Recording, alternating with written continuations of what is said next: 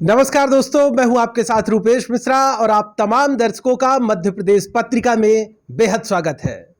दोस्तों, आज से बेहद खास सीरीज अपने दर्शकों के लिए हम ला रहे हैं, नजर 230।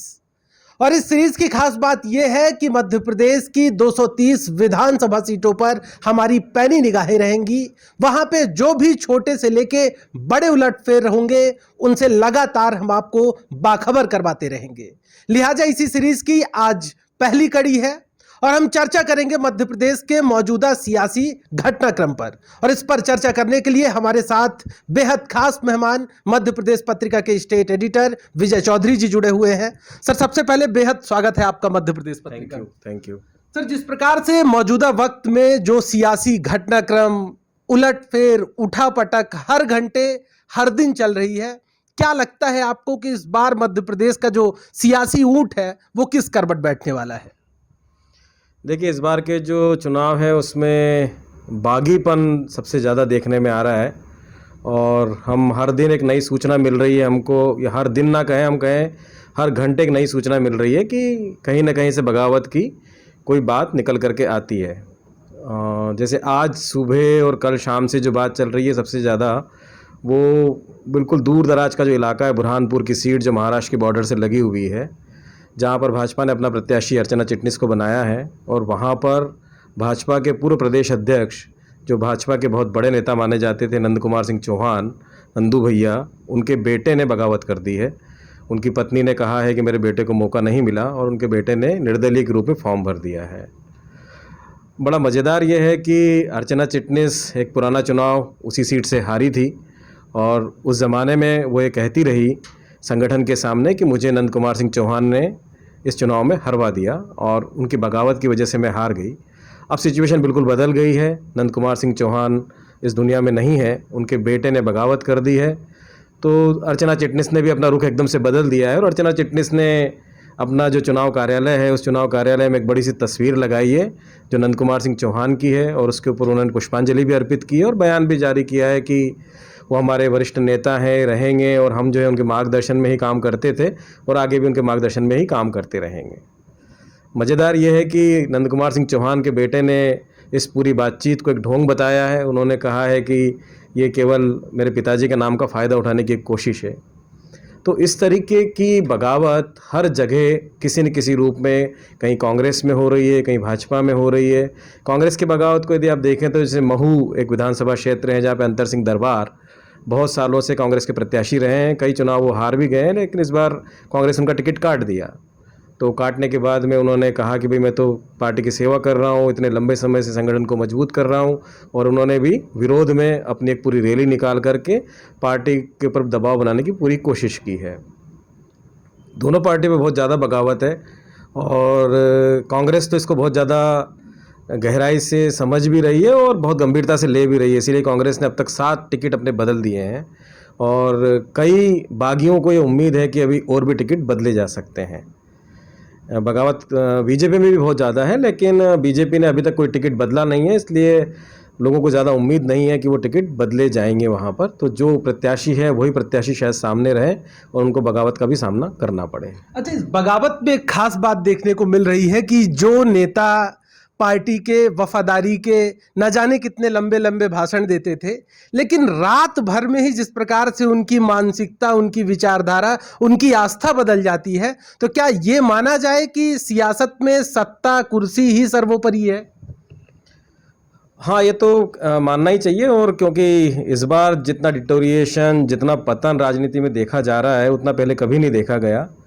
पहले भी हर एक आदमी को तो टिकट मिलता नहीं था। 230 सीटें तो 230 को ही टिकट दे सकते हैं, तो नाराज़गी पहले भी होती थी, लेकिन इस बार नाराज़गी बहुत बड़े दर्जे पर है और जाकर के हर एक आदमी फॉर्म भर रहा है। और सबसे बड़ा जो इस बार रोल प्ले करने की जो संभावना दिख रही है वो है बहुजन समाज पार्टी, समाजवादी पार्टी और आम आदमी पार्टी।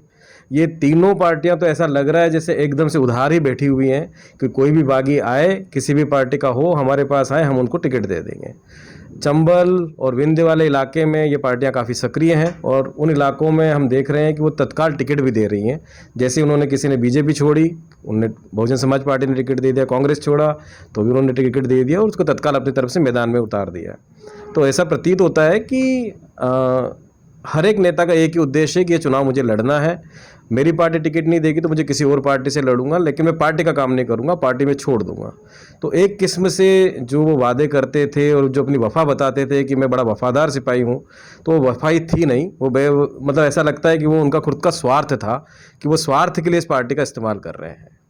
सर, एक अहम प्रश्न अभी आपने कहा कि भाजपा और कांग्रेस के जो बागी है वो बसपा की ओर लगातार रुख कर रहे हैं, तो क्या ऐसा लगता है कि एक बार यदि ये कल्पना की जाए कि यदि कोई भी पार्टी बहुमत के जादुई आंकड़े के आसपास रहती है तो यही विधायक फिर एक बड़ा रोल प्ले करेंगे?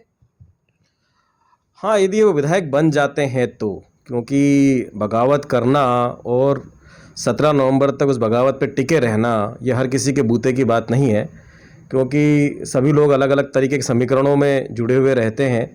कई बार वो धीरे धीरे जैसे ही चुनाव नज़दीक आता है तो सरेंडर भी होने लगते हैं। बहुत कम दावेदार ऐसे होते हैं जो आखिरी तक चुनाव को उस मजबूती के साथ लड़ते हैं, क्योंकि उन्हें बाद में ऐसा लगने लगता है कि जो समर्थक अभी उनके साथ में जुटे हुए हैं वो समर्थक बाद में धीरे धीरे कम भी होने लगते हैं। जब उन्हें लगने लग जाता है जनता को या समर्थकों को कि ये व्यक्ति जीतने वाला नहीं है, तो वो लोग उनका साथ छोड़ देते हैं और उन्हें लगने लगता है कि भाई जो जीतने वाला है उसके साथ हम जुड़ जाएं। तो आखिरी तक कई लोग टिक नहीं पाते, लेकिन फिर भी हर बार मध्य प्रदेश में ऐसा देखा गया है कि 5 से 8-10 सीटों के आसपास ऐसी होती हैं जो या तो निर्दलीय या तृतीय मोर्चा जिसको कहना चाहिए, उनके लोग उसमें जीत करके आते हैं और बाद में जब बराबरी की स्थिति हो जाती है तो इनकी पोबारा रहती है। जैसे हमने पिछली बार 2018 के इलेक्शन में देखा कि जब दोनों पार्टियां बराबर लगभग सीटों पे आई थी तो इन 5 या 7 विधायकों की बहुत ही अच्छी स्थिति थी और दोनों ही पार्टियां इनके आगे नतमस्तक रही हैं। अच्छा, यदि इस बार के चुनाव में देखा जाए, मालवा निमाड़ क्षेत्र की बात करें या फिर बिंद की बात करें, तो आपको क्या लगता है कि वो कौन से महत्वपूर्ण मुद्दे होंगे जो चुनाव में सबसे ज़्यादा अपनी भूमिका तय करेंगे? और अमूमन मुद्दे होते हैं, उठते हैं और फिर आदमी भूल जाता है। कई नेता भी इस बात को बोलते हैं कि कौन याद रखेगा इस बात को। तो आपको लगता है ऐसे मध्य प्रदेश में कौन से मुद्दे हैं जो एक बड़ा फैक्टर साबित होंगे वोटिंग में? देखिए, मध्य प्रदेश अपने आप में यदि हम देखें तो 7 छोटे छोटे प्रदेशों से मिलकर के एक बड़ा प्रदेश बनता है। इसको जो हम पत्रिका भी जिस तरीके से रिपोर्ट करता रहा है कि हम 7 हिस्सों में बांटते हैं इसको, मध्य क्षेत्र, मालवा, निमाड़, विंध्य, महाकौशल, बुंदेलखंड और ग्वालियर चंबल। तो हर जगह के अलग अलग तरीके के इश्यूज़ हैं, अलग अलग मुद्दों पर वहाँ पर चुनाव लड़े जा रहे हैं। यदि हम विंध्य वाले क्षेत्र में जाते हैं तो वहाँ पर जातिवाद बहुत ज़्यादा है, ब्राह्मण वर्सेस ठाकुर, तो वो वहाँ पर चलता है। तो अलग अलग सीट्स पर अलग अलग तरीके के इश्यूज़ हैं। ऐसे यदि हम मालवा निमाड़ में जाएंगे तो मालवा में थोड़ा एग्रीकल्चर वाले इश्यूज़ बहुत ज़्यादा हैं, और निमाड़ में यदि जाते हैं तो निमाड़ चूँकि कोऑपरेटिव सोसाइटीज़ के द्वारा बना हुआ पूरा इलाका है, तो वहाँ पर कर्ज माफ़ी एक बड़ा मुद्दा है। तो कांग्रेस ने कितना कर्ज माफ़ी किया है या कांग्रेस ने पिछली बार क्या किया था और बीजेपी ने किसानों के साथ में क्या किया है, इन मुद्दों के ऊपर वो चुनाव लड़ा जा रहा है। अभी जब तक आचार संहिता नहीं थी तब तक तो ऐसा लग रहा था, या 1 महीने पहले तक ऐसा लग रहा था कि पूरा इलेक्शन बीजेपी लाडली लक्ष्मी जो योजना लेकर के, लाडली बहना योजना जो लेकर के आई है, वो एक बड़ा की फैक्टर रहेगा और उसके ऊपर इलेक्शन होगा। लेकिन अभी हम जैसे जैसे इलेक्शन कैंपेन आगे बढ़ रहा है तो बीजेपी के नेता भी उस बात को काफ़ी कम अपनी बातों में रख पा रहे हैं और जनता के बीच में भी इतना बड़ा मुद्दा नहीं है, क्योंकि कांग्रेस ने भी उसमें अपनी तरफ से एक चाल चली है कि कांग्रेस ने कहा है कि हम भी 2000 रुपये प्रति माह जो है महिलाओं को देंगे। तो दोनों पार्टियां अपनी अपनी तरफ से पैसा देने को तैयार है। तो वेलफेयर स्कीम्स और डेवलपमेंट ये कितना रोल प्ले करेगा अभी कुछ कहना इतना आसान नहीं है। एक बड़ा प्रश्न है, चूंकि हमने बागियों का जिक्र किया और अंतिम वक्त तक निशा बांगरे बेहद चर्चाओं में रही। उन्होंने अपनी नौकरी छोड़ के लगातार संघर्ष किया, लेकिन जिस चीज़ के लिए उन्होंने संघर्ष किया अंतिम में वो नहीं मिला, या यूं कहे कि ना खुदा ही मिला ना विसाले सनम, अंतिम में ये स्थिति हो गई। और कल कमलनाथ ने बिल्कुल स्पष्ट कर दिया कि उनको टिकट नहीं मिलने वाली है, जो प्रत्याशी पार्टी ने तय किया है वही रहेंगे। सवाल ये है कि परसों तक निशा बांगरे कहती थी कि वो निर्दलीय ताल ठोक सकती हैं, लेकिन कल वो कांग्रेस की बातों में आ गई। तो क्या ये माना जाए कि कांग्रेस ने उन्हें भविष्य को लेकर आश्वस्त किया है या तमाम दावे वादे किए गए उनसे?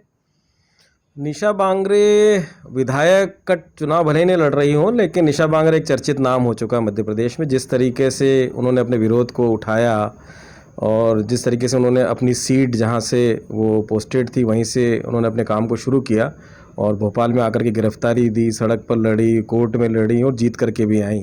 हालांकि टिकट नहीं पा सकी। मुझे लगता है कि कांग्रेस ने उन्होंने एक रिजर्व कैंडिडेट के रूप में रखा है अपने पास में, जिसका इस्तेमाल वो लोकसभा चुनाव में करेंगे। और कल यदि आप देखें तो छिंदवाड़ा में जहाँ पर उन्होंने सभा में कमलनाथ ने कहा उनको कि चुनाव नहीं लड़ेंगी, तो साथ में ये भी जोड़ा कि आपको केवल एक जगह का चुनाव नहीं लड़ाना चाहते, आपको सब जगह काम करना है। तो उनको मध्य प्रदेश में अलग अलग इलाकों में प्रचार के लिए भेजा जाएगा, तो दलितों के वोटों पर प्रभाव डालने के लिए उनका ज़रूर इस्तेमाल करेगी पार्टी। इसमें एक समीकरण और मेरे को लगता है कि चूँकि केंद्र सरकार जो वुमेन रिजर्वेशन का बिल लेकर के आई है और उसमें अब यह तय हो गया कि 2024 के इलेक्शन में भी वुमेन रिजर्वेशन लागू हो जाएगा, तो उसमें भी मध्य प्रदेश में कुछ सीटें जो हैं वो आरक्षित होंगी 100%। 29 सीटों में से कितनी मध्य प्रदेश को मिलती है महिलाओं के लिए रिजर्व सीट्स, तो उसमें महिला जो नेता हैं उन नेत्रियों की बड़ी कमी है। तो उन नेत्रियों को देखते हुए निशा बांगरे एक ऐसा नाम हो सकता है जो कि आने वाले इलेक्शन में लोकसभा में कहीं ना कहीं फिट बैठ जाएंगी। तो दोस्तों, आज की चर्चा में बहरहाल इतना ही। कल फिर हाजिर होंगे हम एक नया मुद्दा लेकर। तब तक आप पढ़ते रहिए पत्रिका न्यूज़पेपर, देखते रहिए पत्रिका टीवी और लगातार सोशल मीडिया अपडेट्स के लिए लॉगिन करिए www.patrika.com। नमस्कार।